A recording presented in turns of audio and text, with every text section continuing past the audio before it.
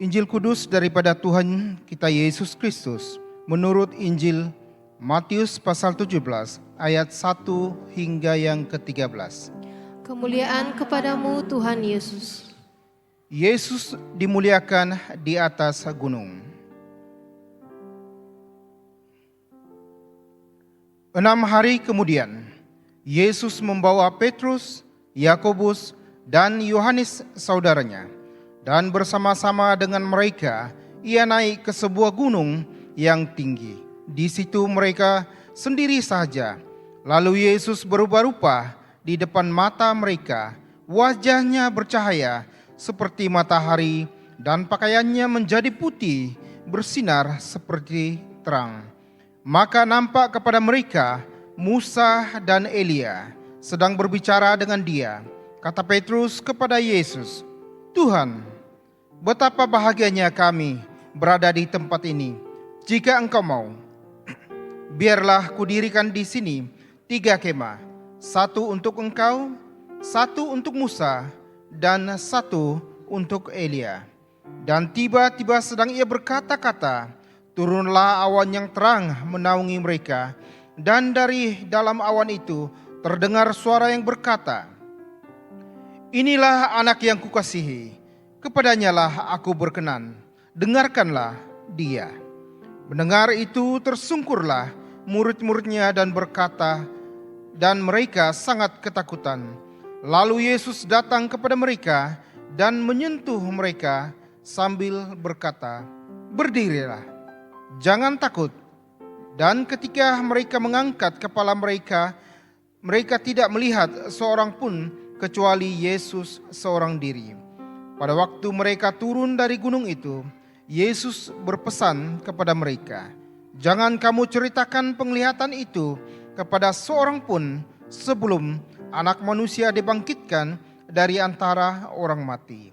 Lalu murid-muridnya bertanya kepadanya, "Kalau demikian, mengapa ahli-ahli Taurat berkata bahwa Elia harus datang dahulu?" Jawab Yesus, "Memang Elia akan datang dan memulihkan segala sesuatu. Dan aku berkata kepadamu, Elia sudah datang, tetapi orang tidak mengenal dia dan memperlakukannya menurut kehendak mereka. Demikian juga Anak Manusia akan menderita oleh mereka.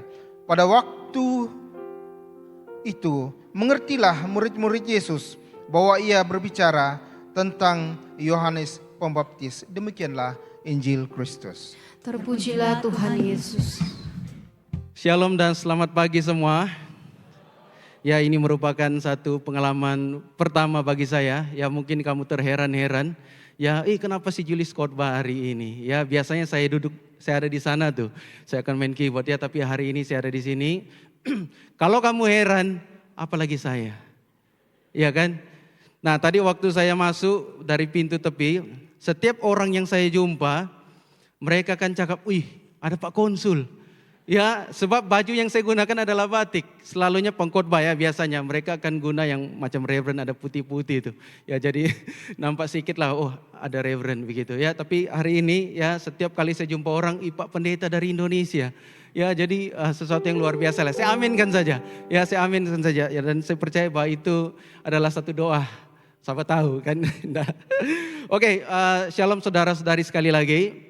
Ya, firman Tuhan yang hari ini kita akan belajar bersama-sama. Ya, kalau kita lihat di dalam Injil Matius pasal yang pertama hingga ke-13 telah mencatat terjadinya suatu momen yang menakjubkan ya, dengan pesan yang sederhana namun sangat penting dan harus kita berikan perhatian pada pagi hari ini.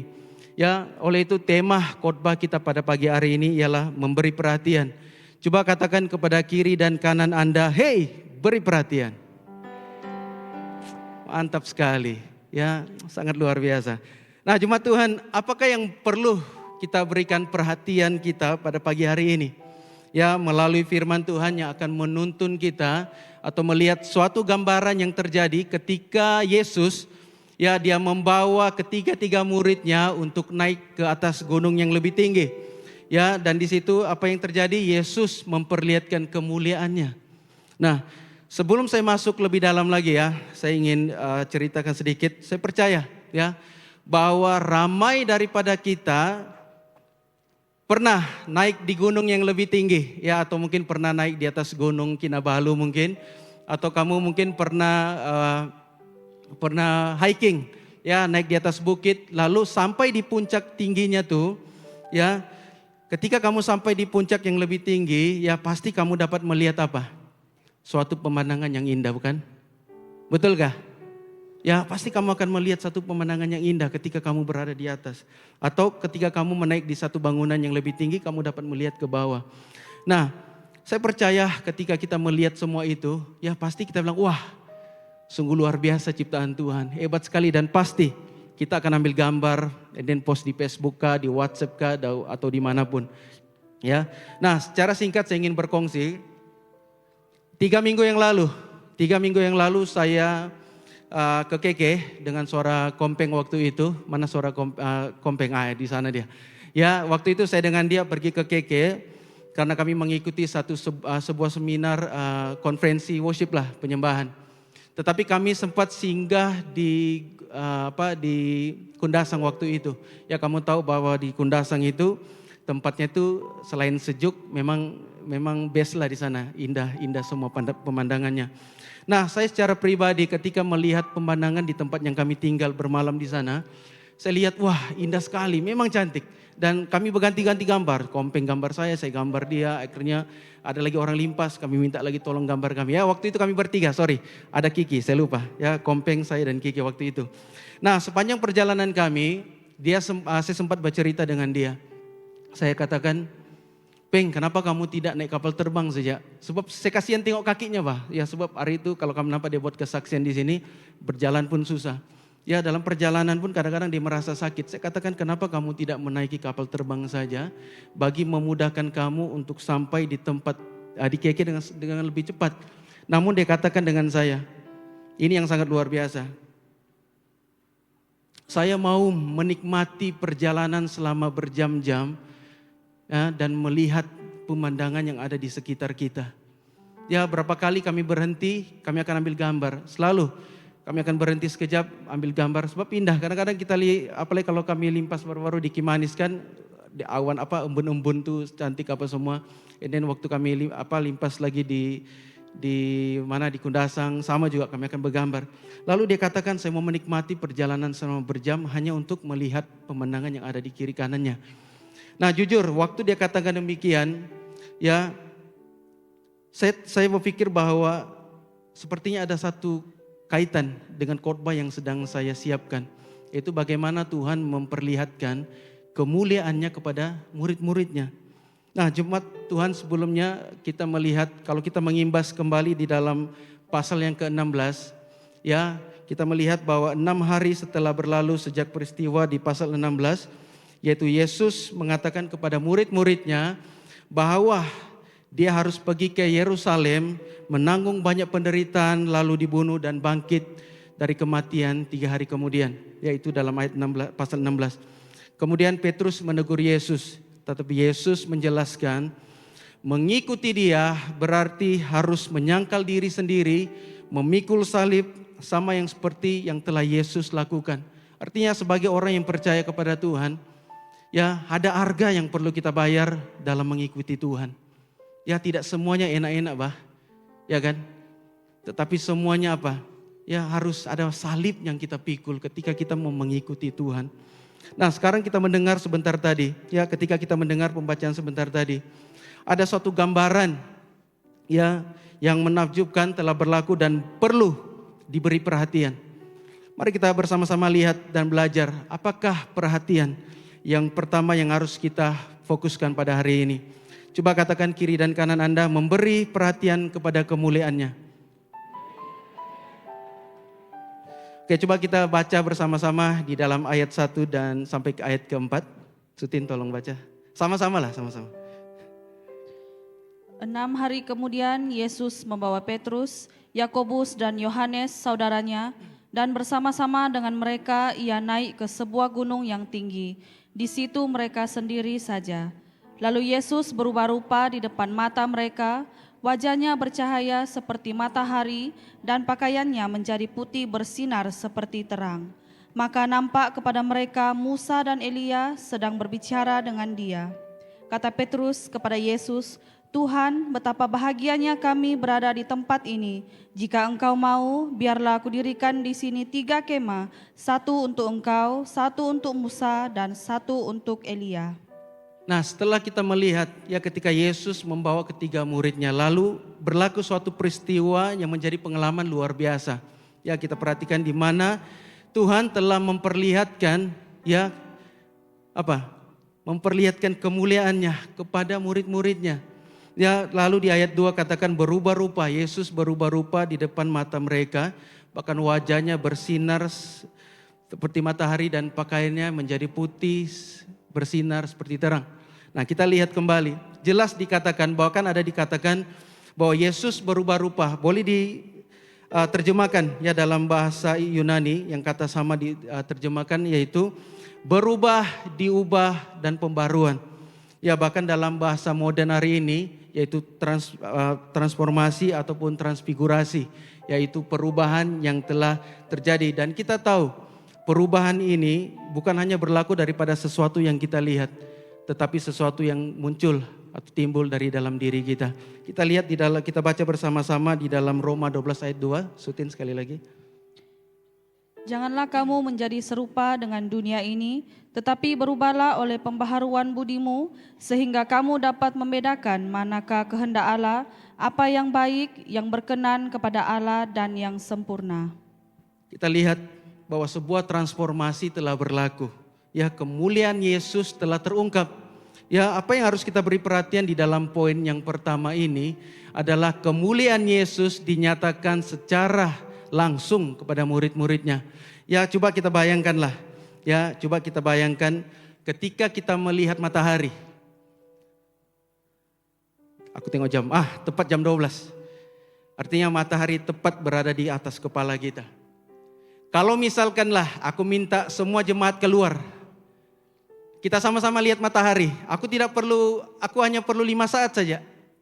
Apakah yang akan terjadi dengan mata kamu kalau kamu lihat matahari? Ada mungkin silau, ada yang juling, mungkin ada yang pitam, mungkin ada yang pengsan. Ya, ini kalau saya minta semua masuk balik pun, aku dapat kira tuh berapa yang dapat masuk di tempat ini. Sebab di luar sudah pitam-pitam semua. Sudah kelarat ini. Ya kan? Tidak sudah mampu untuk masuk ke tempat ini. Nah, atau kita melihat kepada spotlight yang ada tuh nampak tuh 1, 2, 3, 4, 5, 6.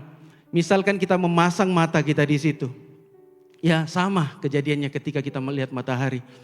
Kamu akan merasa silau, mungkin akan mengganggu penglihatan kamu.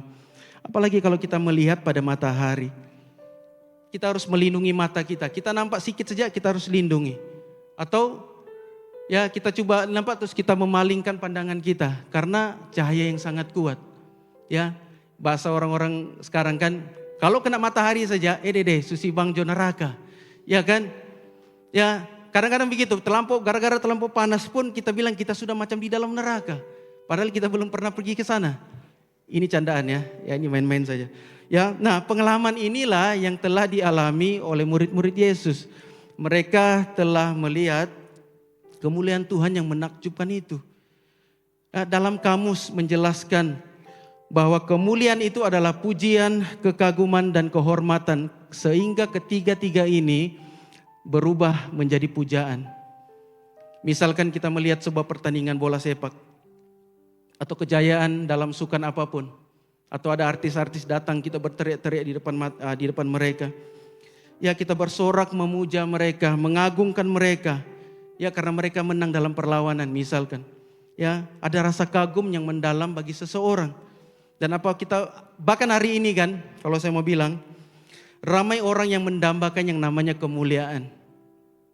Mereka ingin diberikan pujaan, ya bahkan mereka mau dikagumi, bahkan dihormati sebagai orang yang utama dari semua orang. Banyak yang terjadi sekarang di dunia ini. Tetapi ini yang kita harus belajar.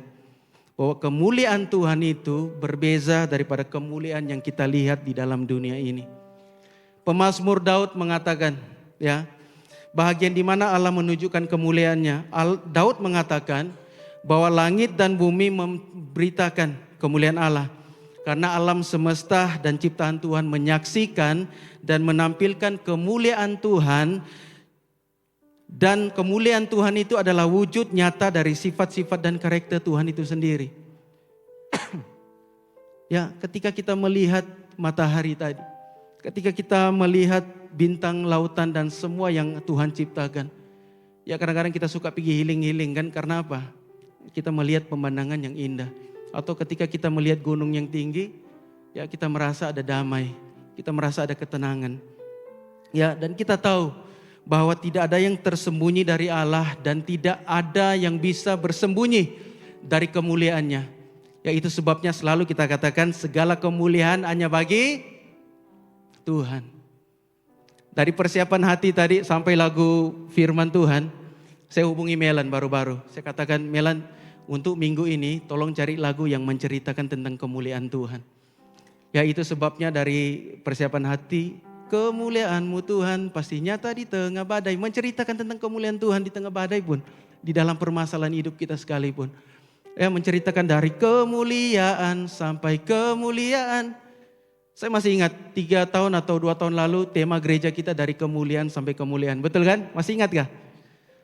Saya pernah cipta juga lagu. Ya, lagu tema waktu itu dari kemuliaan sampai kemuliaan.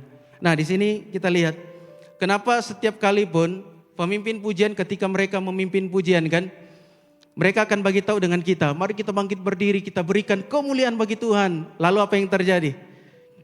Semua orang akan bertepuk tangan. Ya, semua akan bertepuk tangan. Karena apa? Karena kita menaikkan pujian kita kepada Tuhan. Karena kita menaikkan kekaguman kita dengan Tuhan, kepada Tuhan. Ya karena kita menghormati Tuhan lah. Maka kita memberikan kemuliaan, kita berikan tepukan yang terbaik bagi Tuhan. Coba kita tes, boleh kah? 1, 2, 3. Begitu. Ya, jadi setiap kali kalau pujian penyembahan, kamu mesti wajib harus berikan tepukan yang terbaik bagi Tuhan. Sekali lagi, boleh kah? 1, 2, 3.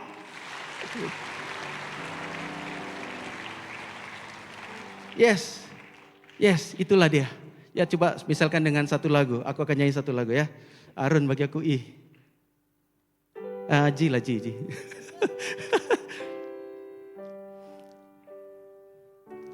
Ku beri kemuliaan, nyanyi sama-sama.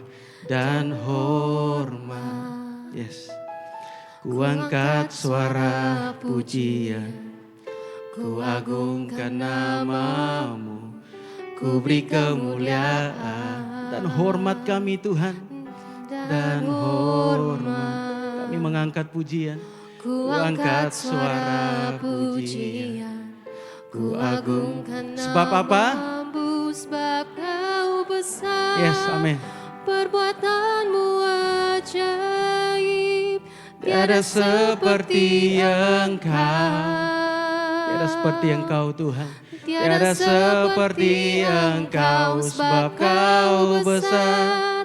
Perbuatan-Mu ajaib. Tiada seperti Engkau. Tiada seperti Engkau. Mari kita beri kemuliaan bagi Tuhan. Terbaik, bagian terbaik. Yes. Nah, salah satu contoh lagu yang menceritakan tentang kemuliaan Tuhan. Masih banyak lagu. Hari-hari ini ramai orang yang menciptakan lagu. Semuanya menceritakan tentang kemuliaan Tuhan. Langit dan bumi memuji Tuhan, memuliakan Tuhan. Ya, bahkan banyak lagi lirik-lirik lagu yang menceritakan tentang kemuliaan Tuhan. Nah, semasa saya mempersiapkan khotbah tentang kemuliaan ini, saya coba mencari istilah dalam bahasa Ibrani.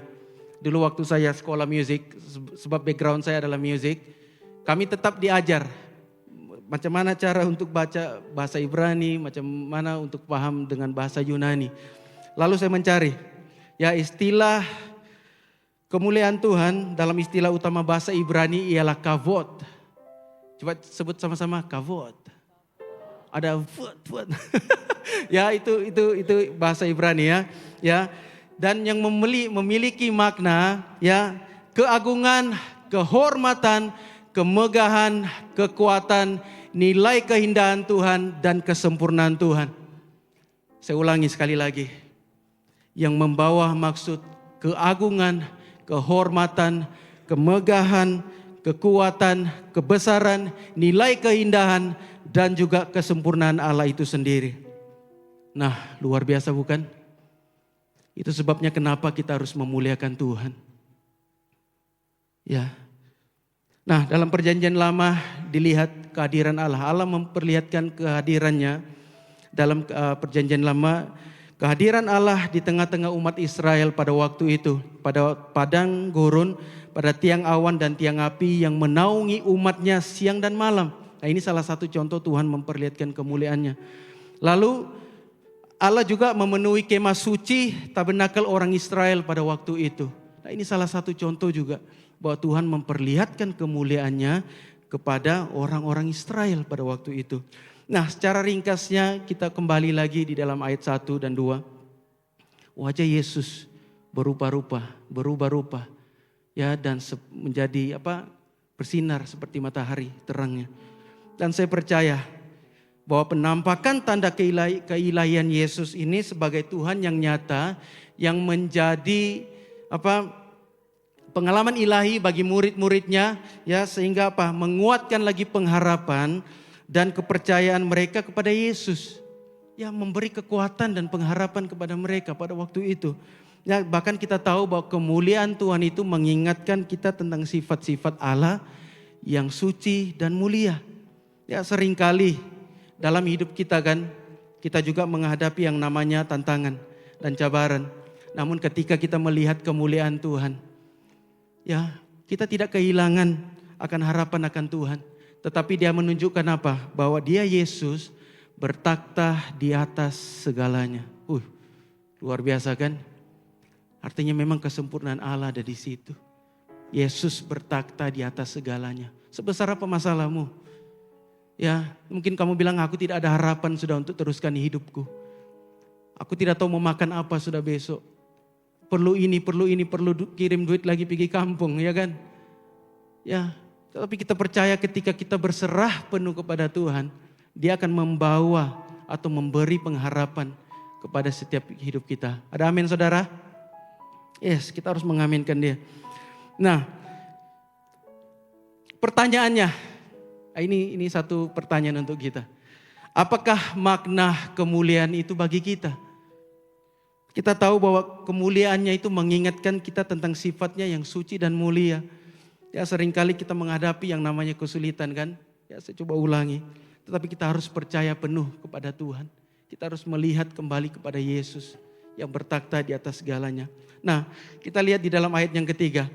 Terlihat Musa dan Elia sedang berbicara dengan Yesus, dan apakah yang menjadi persoalan kita pada waktu itu? Ya, kalau kita baca, kenapa ada Elia dan Musa muncul? Ya, di sini dikatakan bahwa Musa dan Elia bersama dengan Yesus, dan apa yang boleh kita perhatikan di sini bahwa Musa dan Elia itu merupakan tokoh yang sangat penting di dalam perjanjian lama.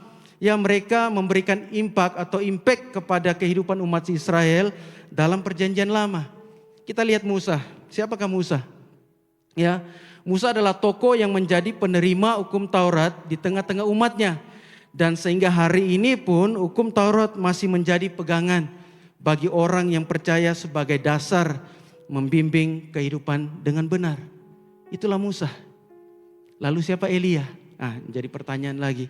Elia merupakan nabi yang agung yang pernah dipakai Tuhan dalam pelayanannya dengan sangat luar biasa. Itulah Elia dan Musa. Kenapa pada waktu itu mereka hadir bersama-sama dengan Yesus? Nah, perkara inilah yang membuatkan si Petrus ingin mendirikan 3 kemah. 1 untuk Yesus, 1 untuk Musa, dan 1 untuk Elia. Dan kalau kita perhatikan di sini, ya, Yesus ada di tengah-tengah Musa dan Elia. Nah, apa maksudnya? Kenapa Yesus di tengah-tengah antara mereka berdua?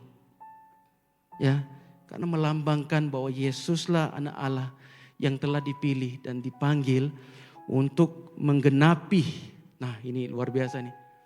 Untuk menggenapi seluruh nubuatan dalam perjanjian lama kepada perjanjian baru. bahwa Yesuslah pengenapan janji-janji Allah dalam perjanjian lama. Ya, tetapi itulah yang dapat dilihat oleh si Petrus. Kita tahu kan, waktu Yesus membawa ketiga muridnya, walaupun Yesus sudah jelaskan semua, tapi mereka masih belum mengerti apa sebenarnya maksud Tuhan. Ya, memperlihatkan kemuliaannya dan kenapa ada Musa dan Elia pada waktu itu. Nah, namun sebaliknya, karena apa yang mereka pikirkan dengan kedatangan Mesias adalah mereka akan segera mendapatkan mahkota pemerintahan. Ya, mereka sangka pemerintahan pada waktu itu akan bertukar, rupa-rupanya lain. Ya, tiada penderitaan atau perhambaan lagi. Hanya ada kekalahan musuh Israel yaitu Roma pada masa itu. Itu yang difikirkan oleh murid-murid Yesus pada waktu itu. Ya, nah tetapi Yesus mengatakan, nah ini yang paling aku suka nih. Aku terlepas pandang, aku tidak sempat keluarkan dia punya PowerPoint. Di sini katakan gini, tetapi Yesus mengatakan bahwa karena ada penolakan dan karena dosa kita lah. Nah karena dosa kita nih, ya perlu ada penderitaan sebelum kemuliaan. Kita harus mengalami penderitaan dahulu baru kita boleh melihat kemuliaan Tuhan. Betul? Ya, harus ada salib dulu. Yesus harus disalib dulu. Baru kita boleh melihat itu mahkota. Ya, perlu ada penderitaan sebelum kemuliaan itu terjadi. Perlu ada salib, Yesus harus disalibkan dulu. Macam Ultraman gitu kan. Harus disalibkan dulu. Ya, baru sebelum kita melihat mahkota itu. Ya, Musa dan Elia melambangkan Taurat dan para nabi dalam perjanjian lama. Tetapi Yesus, ya rasul yang melambangkan perjanjian baru. Luar biasa jalan ceritanya. Ya, waktu saya coba memahami betul kan memang ada maksud terselubung yang harus kita mengerti. Ya, itu sebabnya kita harus rajin-rajin baca firman Tuhan juga lah. Ya, supaya kita mudah untuk mengerti jalan cerita. Ya, yang ada dalam Alkitab kita. Nah, oleh itu perhatian kita harus fokus kepada Yesus dan mendengarkan Dia, karena segala yang terkandung dalam perjanjian lama sebenarnya kan mengarahkan Yesus ya untuk menyelamatkan kita. Ya, karena Yesus datang untuk menyelamatkan kita. Ya, oleh sebab itu ketika kita percaya kepada Tuhan, kita melihat kemuliaan Tuhan yang telah dinyatakan dalam hidup kita. Dan ini menjadi pengalaman yang ilahi dalam pertemuan kita dengan Kristus saat kita bersama dengan Yesus. Ada satu lagu lagi, kita nyanyi lagi ya. Ya, Arun bagi aku Yesus kemuliaan. Yesus, sama-sama. Kemuliaan-Mu pulihkan hatiku. Yesus kemuliaan-Mu. Yesus kemuliaan-Mu. Berkati hidupku. Berkati hidupku. Segala pujian syukur bagimu. Kau hadir dalam hidupku. Kini ku datang sujud di hadapan-Mu, memuji-Mu,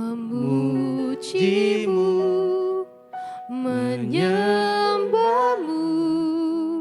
Yesusku menyembah-Mu. Yakinlah dengan iman. Saat kita menyembah Tuhan, yang akan membawa kita mengalami kemuliaan Tuhan. Bahwa Yesus telah hadir dalam hidup kita untuk mengubah seluruh hidup kita. Sehingga daripada pergumulan tadi kepada pengharapan. Kita akan mengalami Tuhan ketika kita membangun masa pribadi kita dengan Tuhan. Kita perlu menyembah Tuhan dan adalah sangat penting bagi kita untuk belajar untuk mendengarkan firman Tuhan.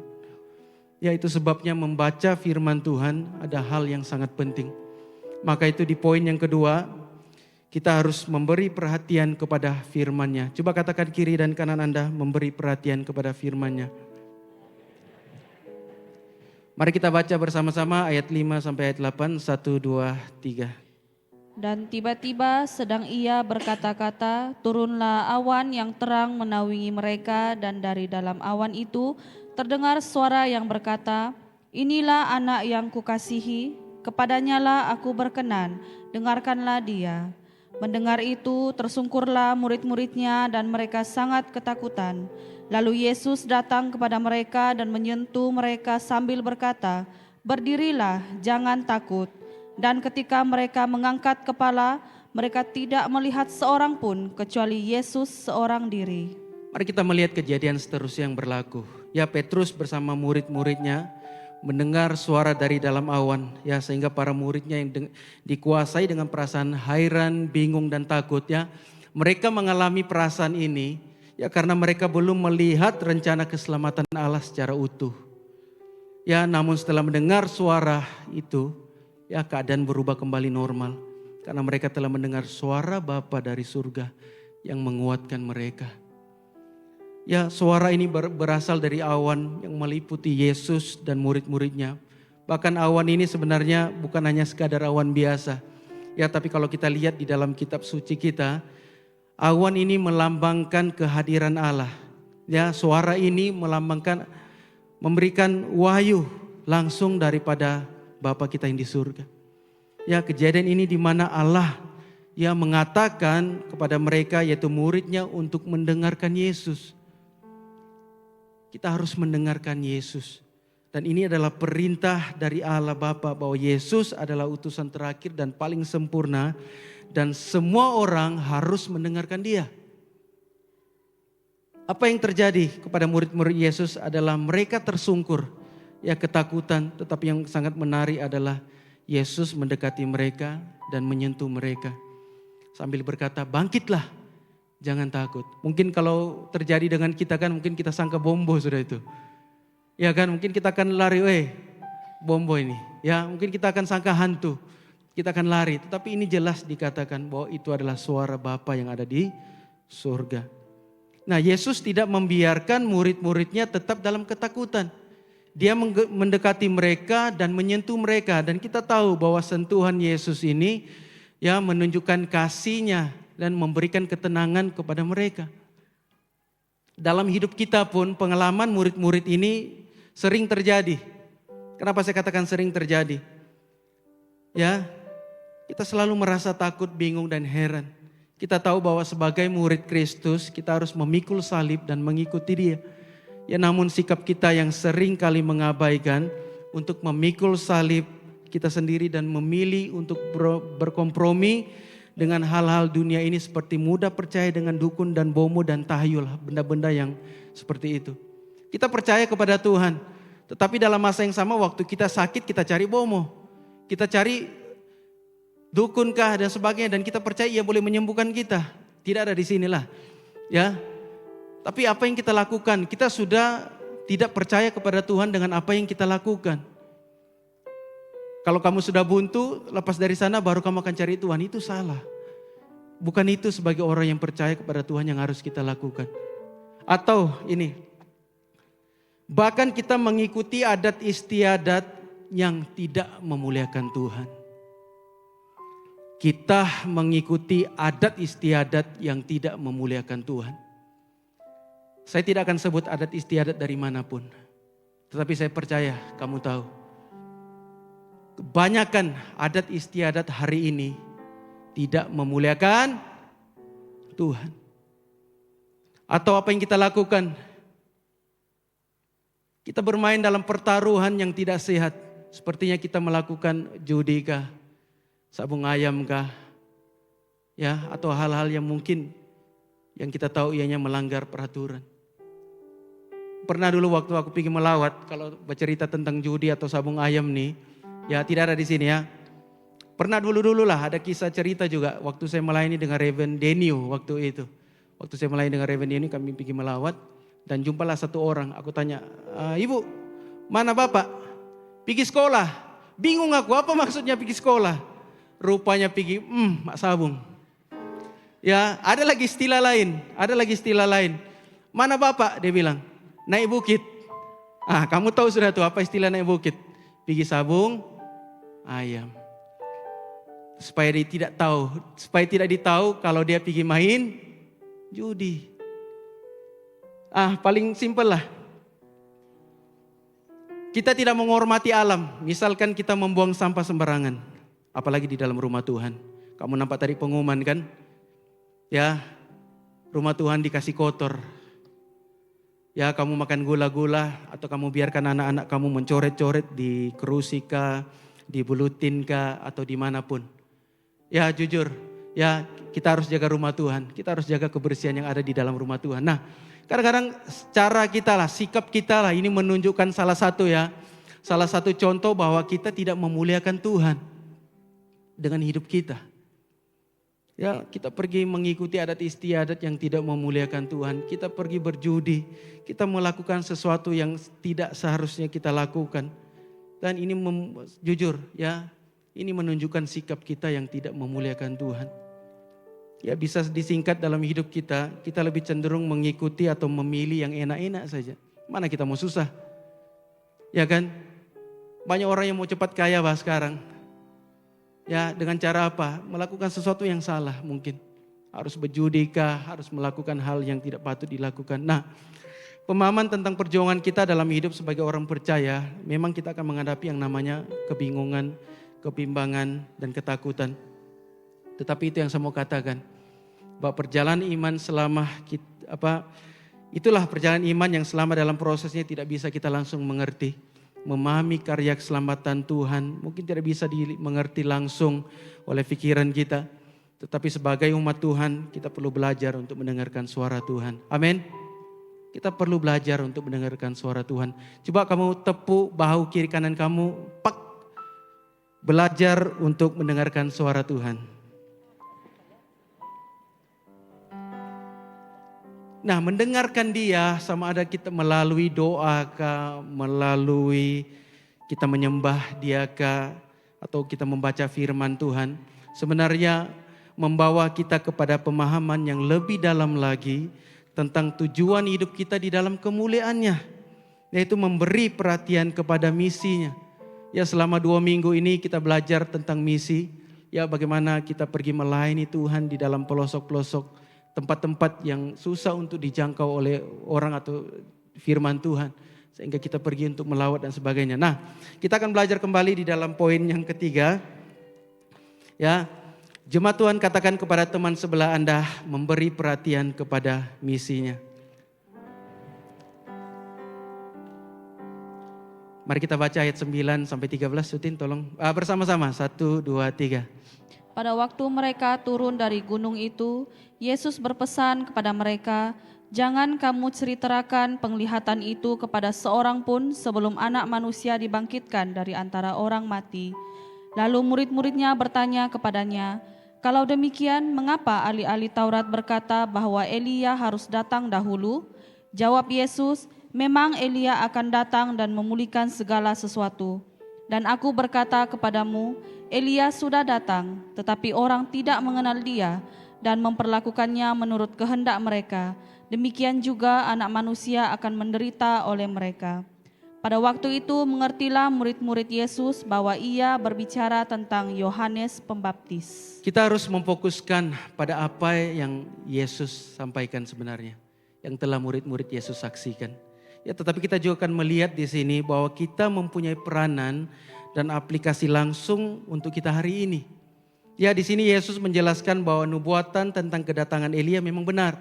Tetapi Elia yang dimaksudkan dalam nubuatan ini, ya, ia telah datang dalam bentuk Yohanes Pembaptis.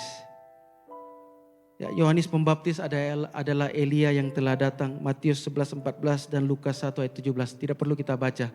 Ya, nanti pulang kamu boleh baca. Nah, Yohanes Pembaptis telah datang. Sebenarnya Yohanes telah datang nih, dia sedang mempersiapkan jalan bagi kedatangan Yesus sebagai Mesias. Ya, tetapi apa yang terjadi? Mereka tidak mengenal dia. Ya, dan berbuat kepadanya segala sesuatu yang mereka kehendaki. Ya, kita tahu bahwa pada akhirnya apa? Ya, kita tahu bahwa Yohanes Pembaptis ini datang membawa tugas yang sangat penting. Ya, banyak orang atau terutama pemimpin agama tidak melihat misi yang dibawakan oleh Yohanes Pembaptis. Mereka menolak, bahkan memenjarakan dia. Bukan itu saja, bukan dia dipenjara saja, tetapi dia dibunuh.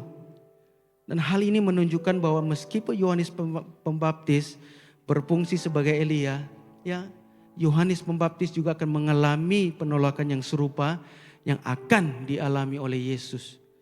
Inilah yang dikatakan, demikian pula Anak Manusia akan menderita oleh mereka. Yesus menggambarkan bahwa meskipun dia adalah Mesias yang dijanjikan, ya, seperti Yohanes Pembaptis, dia pun akan mengalami namanya penolakan, penderitaan, dan akhirnya kematian oleh tangan orang-orang yang tidak menerima dia. Itulah mengapa Yesus akhirnya disalibkan. Karena orang tidak menerima kedatangannya. Ya, namun setelah penjelasan Yesus, ya, murid-muridnya akhirnya memahami bahwa yang dimaksudkan Yesus dengan Elia bukanlah sosok Elia yang sebenarnya, melainkan Yohanes Pembaptis yang datang dengan roh dan kuasa Elia. Untuk apa? Untuk mempersiapkan jalan bagi kedatangan Yesus sebagai Mesias. Mereka akhirnya mengerti bahwa Yohanes Pembaptis memainkan peranan penting dalam rencana Allah. Bagaimana dengan respon kita hari ini? Ya, bagaimana dengan respon kita hari ini? Maukah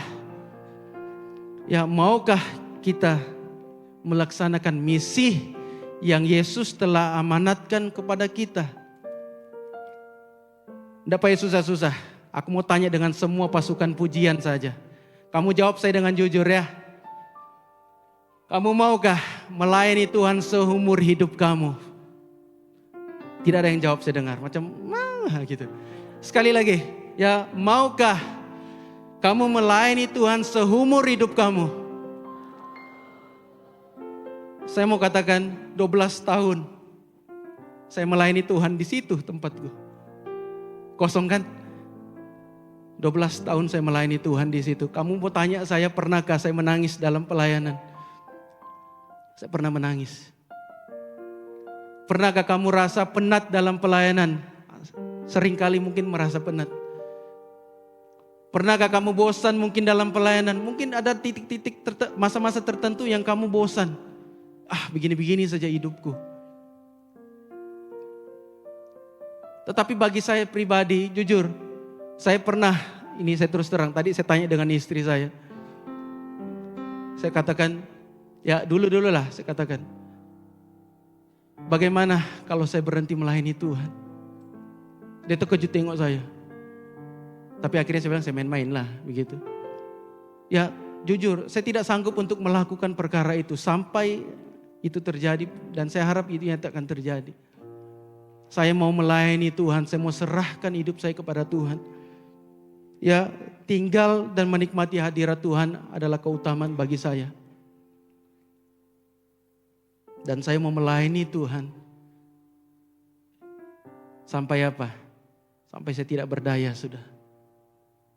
Bila saatnya nanti ku tak berdaya lagi, hidup ini sudah jadi berkat. Bila kita boleh berhenti melayani Tuhan, kalau kita tidak berdaya sudah. Atau waktu kita Tuhan sudah panggil kita kembali ke surga. Ya itu yang saya mau katakan. Bahwa kalau hari ini saya ada di tempat ini, karena saya mau melayani Tuhan seumur hidup saya. Mari kita beri kemuliaan bagi Tuhan.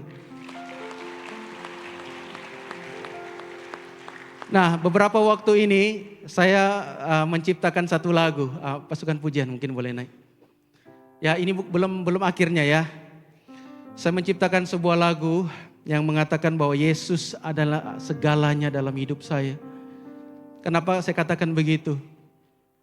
Ya, karena bagi saya selama-lamanya saya harus setia melayani Tuhan. Saya mau meletakkan bahwa segala-galanya adalah Yesus dalam kehidup saya. Ya, saya akan mengajar kamu sebuah lagu yang saya tulis. Dengan singkat saja bahwa saya mau dalam masa saya persiapkan khotbah ini, ya saya pun sambil menulis lagu. Ya saya tulis lagu ini lebih kurang 2 minggu yang lalu. Saya buat produksinya, saya panggil kawan-kawan saya, ada Harun, mana dia? Ada Harun, ada Johnson yang tolong saya dan beberapa kawan yang tolong saya. Saya katakan dengan mereka, saya ada lagu dan saya perlu guna atau ajar kepada jemaat waktu saya khotbah nanti. Mereka terkejut juga, kok khotbah bila-bila? Ya mereka mereka terheran-heran. Ya, lalu dengan singkat saya telepon Uncle Moming. Ya saya bilang, Uncle saya perlu guna Uncle punya studio di rumah.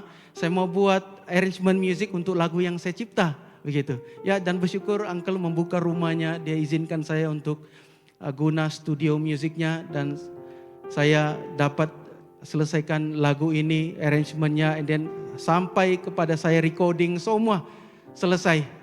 Ya, oleh itu teman-temanku, mari kita sama-sama nyanyi. Ya, saya cuma mau berharap kamu boleh menikmati lagu ini.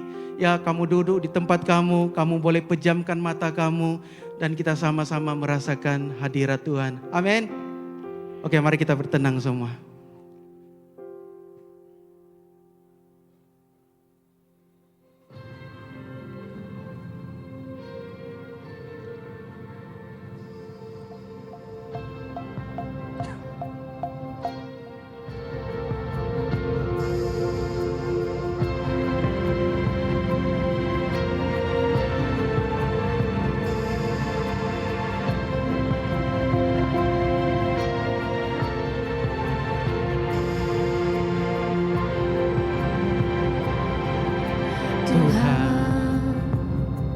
Dalam hadirat-Mu, itu yang ku rindu, diam bersama-Mu seumur hidupku. Tak ada yang dapat membuatku berpaling dari-Mu, Tuhan. Dalam hadirat-Mu, itu yang ku pinta, tinggal bersama-Mu seumur hidupku. Di pelantaran-Mu menikmati Engkau. Katakan, Kau segalanya bagiku, Tuhan. Kau segalanya bagiku, Yesus. Lebih dari segalanya Engkau bagiku. Selama-lamanya Kau segalanya bagiku, Tuhan. Kau segalanya bagiku, Yesus. Lebih dari segalanya Engkau bagiku selamanya. kita nyanyikan sekali lagi bersama-sama.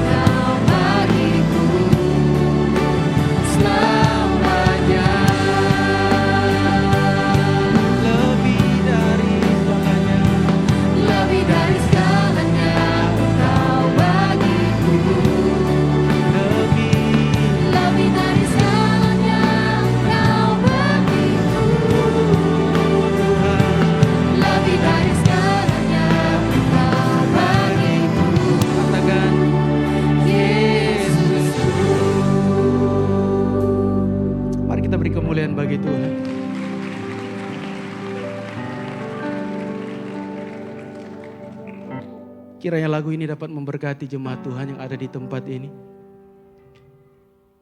Apabila Yesus adalah pusat tumpuan dalam hidup kita, sebesar apapun cabaran kita, yakinlah bahwa Yesus segalanya dalam hidup kita. Ya, kita akan memberikan perhatian kepada apa misi yang Yesus telah berikan bagi kita.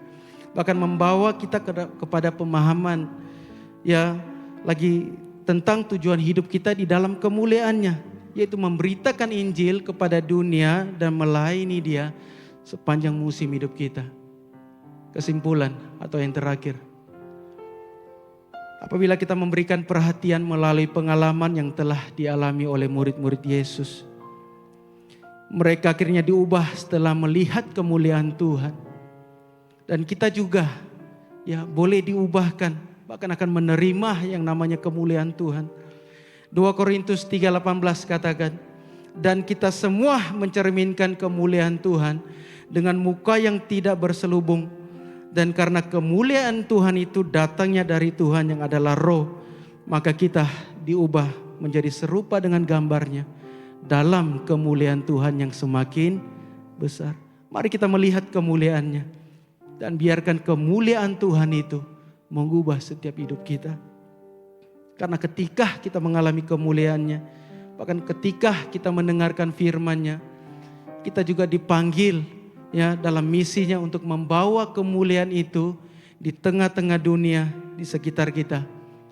Dan satu nasihat saya, kita harus setia melayani Tuhan. Ya, kita harus setia melayani Tuhan. Ya, apakah saudara-saudari semua siap untuk diubahkan oleh Tuhan? Ya, apakah saudara-saudari semua siap untuk diubahkan oleh Tuhan? Ya, kita harus membuka hati kita. Ya, supaya kita dapat melihat kemuliaan Tuhan terjadi dalam kehidupan kita. Dan yang paling penting adalah kita serahkan sepenuhnya hidup kita kepada Tuhan. Kita belajar untuk mendengarkan Dia. Dan karena Dialah segalanya dalam hidup kita. Coba katakan kiri dan kanan Anda, Yesus adalah segalanya dalam hidup kita. Amin. Mari kita semua bangkit berdiri bersama-sama. Dan kita menyanyikan lagu yang tadi sebagai lagu respon.